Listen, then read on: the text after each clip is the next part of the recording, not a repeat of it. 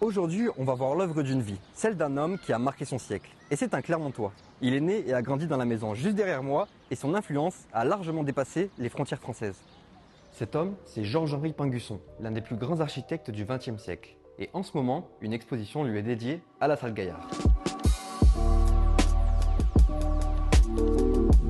C'est une figure de l'architecture moderne à l'échelle française et internationale, parce que Pinguusson a créé dès fin des années 20, début des années 30, des bâtiments absolument remarquables. Le premier, c'est l'hôtel d'altitude 43 à Saint-Tropez. On est en 1932 et là, Pinguusson rentre vraiment de plein pied dans l'histoire de l'architecture moderne. Un grand bâtiment aux formes courbes, très élégant, l'un des premiers bâtiments modernistes en France.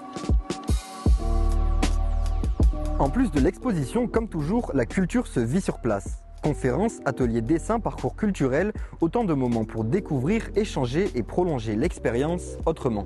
Il a été proche de Le Corbusier, proche de Robert Mallet-Stevens, proche de Jean Prouvé. C'est quelqu'un qui était très lié à la bourgeoisie locale de l'époque, à la famille Michelin. Sa famille faisait partie des notables de la ville et il est resté assez attaché à cette ville-là.